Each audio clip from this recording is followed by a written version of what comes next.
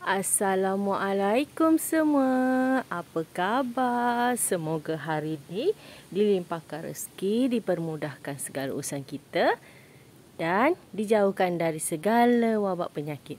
Amin amin ya rabbal alamin. Ceria-ceria selalu. Okey, hari ini saya nak tunjukkan dengan sahabat semua dekat rumah sana kolokasia saya. Okey. Ada setengah orang ini idea masing-masing, okey, cara masing-masing, cara tak sama untuk semua orang. Okey, ada yang setengah orang cakap saya buat video cakap berulang-ulang kali. Memang kena berulang kali sebab kadang ada yang tak berapa faham, ada yang lambat faham. Bila cakap berulang kali, diorang senang faham. Sahabat-sahabat kat luar sana tahu apa yang saya sampaikan.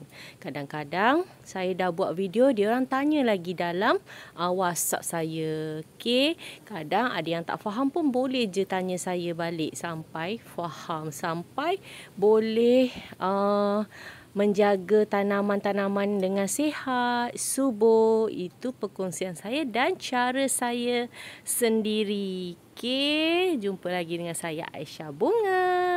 Okey, hari ni saya nak tunjukkan pendapat saya dan cara saya tanam kolokasia. Okey. Yang sedia maklum, biasa sahabat-sahabat yang dekat luar sana, kalau tanaman kolokasia ni kebanyakannya dia akan tanam di dalam pot buta. Pot buta tu bermaksud pot yang tiada lubang, pot yang penuh air dalam dia. Okey, untuk spesies kolokasia memang suka air banyak lah. Okey, pengalaman saya nak sampai setahun jugalah, 7-8 bulan macam tu. Alhamdulillah, kolokasia saya memang saya tak rendam dalam air, tapi kita kena pandai memilih media tanah yang betul. Walaupun media tanah saya ringan, tapi dia sentiasa lembap dari dalam, tapi tak becek, tak basah kuyup. Contoh, dia macam kain basah yang kita perah, dia sentiasa lembap. Macam itulah media tanah yang saya jual. Okey, jom kita tunjuk. Dan saya nak tunjukkan kolokasia yang berada di rumah saya. Mari saya tunjukkan. Memang tak pakai air. Okey, contoh kolokasia orang panggil paruh. Ada yang panggil topeng Firaun. Tapi ada juga yang dekat negeri, macam contoh orang lain, negeri lain, ada sebut bermacam-macam jenis, bermacam-macam nama. Okey, ini kolokasia paruh. Okey, kolokasia paruh, nampak?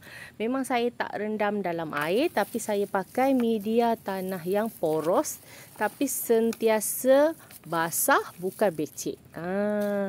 Okey, ini kolokasia midnight. Okey, jom kita jalan-jalan lagi, kita tengok. Okey, yang ini kalau masa saya beli tu, ini kecil je. Dia kecil je macam ni saya beli. Sekarang dah besar, alhamdulillah. Yang ini kolokasia Kona Coffee. Tak banyak pun sangat kolokasia kat rumah saya. Tapi alhamdulillah lah, sekarang makin banyak. Sikit-sikit saya beli sebab sekarang keladi dah jatuh harga merundum. Dulu pun tak silap saya, kolokasia midnight ni mahal juga kan? Siapa yang tahu macam tentang harga, memang mahal. Kalau dulu memang saya tak mampu tengok aje. Sekarang alhamdulillah dah boleh ada koleksi. Okey. Kalau ni saya lupalah nama dia. Colocasia. Okey, kalau siapa tahu boleh komen. Saya lupa. Yang jenis dia macam keladi Colocasia tengkorak, tapi ini dia tengah dia warna kuning. Tengah dia warna kuning. Saya lupa pula namanya. Colocasia juga, sama juga. Saya tak. Okey, dia macam Colocasia paruh, tapi yang ni jenis tengah dia warna kuning. Dia warna kuning. Okey, jom kita tengok lagi koleksi saya yang besar merimbun. Okey, ni bahagian luar yang saya tanam dekat tanah. Sama juga, saya tak rendam pakai air. Sebab ada setengah saya tengok sahabat-sahabat kat luar, cara dia kan. Dia akan letak di macam contoh pasu yang besar. Ataupun yang kelongkong besar yang kita buat parit tu kan. Kelongkong tu dia penuhkan air. Okey, kalau saya memang saya tak pakai air. Sebab bukan saya tak nak pakai, sebab bila ada air dalam pot ataupun air bertakung, saya paling takut kalau ada jentik-jentik. Okey, paling takut kalau ada jentik-jentik, takut nyamuk denggi kan. Tu yang saya tak berani. Memang saya cuba juga beberapa bulan, alhamdulillah sihat, lagi tambah lebat. Saya tak rendam dalam air pun alhamdulillah. Tapi kena media tanah yang betul. Media tanah tu sentiasa lembap untuk Colocasia ni. Sebab Colocasia ni dia suka di tempat yang lembap dan basah berair. Dia tak sama macam keladi. Kalau keladi dia dari umbi kan. Kalau Colocasia ni dia dari alur dia. Dia ada akar, macam akar tu akan berjala macam tu lah. Okey, yang ini Colocasia juga. Okey, Lemonilo tak silap saya. Okey, ini Colocasia Komando. Nampak dah besar, lebih besar dari tangan saya. 10 kali ganda ke 5 kali ganda. Lebih besar dari tangan saya. Alhamdulillah. Okey, yang ini Colocasia Black Beauty. Black Beauty. Okey. Alhamdulillah lah saya dah letak nama macam ni. Jadi ingat sikit lah. Kalau tidak, susah nak ingat. Okey. Yang ini Colocasia Aloha. Colocasia Aloha. Dia berkilat. Dia macam nampak. Colocasia ni kadang kalau yang jenis hitam ni dia seakan sama.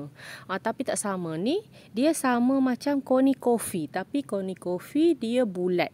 Yang ini dia agak lonjong sikit. Coney Coffee dia tak kilat. Tapi Aloha dia berkilat. Dia berkilat. Alhamdulillah semakin lebat. Saya tanam dekat tanah je. Tak ada air juga. Okey. Ni pun sama. Colocasia juga. Okey. Yang ini Black Magic. Okey. Tu besar gedabak. Alhamdulillah. Tikap. Nampak tikap pun sama. Okey. Yang ini. Okey. Yang ini tikap nampak dah beranak pinak. Banyak dah beranak pinak. Yang ini Black Coral pun beranak pinak dah. Banyak dan lebat. Tambah kilat dia punya daun. Sama juga. Saya tak letak air juga. Sama. Okey. Ni koleksi yang baru-baru tanam tak sampai sebulan. Yang ini curry puff. Ni curry puff. Curry puff ni pun sekarang susah nak dapat. Ni hari tu kebetulan ada satu, tinggal satu. Saya terus beli. Memang susah, saya banyak tempat cari, tak jumpa. Siapa yang ada koleksi curry puff, simpanlah ya. Sebab susah nak cari sekarang. Okey, yang ini. Siapa tak kenal ni kan? Okey, nampak. Okay, yang ini. Kalau tak silap saya Milky Way ke? Ni Milky Way pun sama juga. Saya tanam dekat tanah ni. Kiwi ni baru je, tak sampai sebulan lebih saya tanam dekat tanah. Semoga cepat besar. Ni bahagian belakang ni. Dengan ada kat depan tu ada yang saya baru tanam. Alhamdulillah. Ni semua nampak. Sama juga. Biar lembap, tapi saya tak bagi air sangat. Cuma siram je lah sehari 2 kali. Kalau hujan tak perlu siram. Yang ini mojito. Semoga sihat. Ni pun baru tanam dekat tanah. Mojito. Okey. Alhamdulillah lah sekarang keladi-keladi semua pun dah boleh mampu beli dah. Tak macam dulu. Mahal sangat kan. Kita mampu belilah, tak macam dulu. Dulu memang mahal sangat keladi. Sekarang Alhamdulillah pelan-pelan kita kumpul untuk yang rare-rare macam tu. Okey, siapa yang ada kolokasia yang jenis, ada yang sekarang susah-susah nak dapat jugalah. Tak silap saya macam Black Beauty. Sebab ni keladi-keladi lama. Aloha. Ada tadi Kona Coffee. Dia macam susah sikit nak dapat sekarang. Sebab susah sebab saya cari memang tak ada dapat. Alhamdulillah ada rezeki, ada yang orang bagi. Ada yang saya beli dekat Taman Zetiros. Alhamdulillah. Okey, saya nak tunjukkan. Okay. Kolokasia ni dia beranak pinak melalui ni yang saya nak cakap. Aloe. Okey, aloe. Dia macam akar lah. Aloe dia. Dia akan beranak pinak. Mula-mula dia akan besar je batang-batang tu. Lepas tu dia dah semakin besar, dia akan tumbuh anak-anakan kecil. Okey.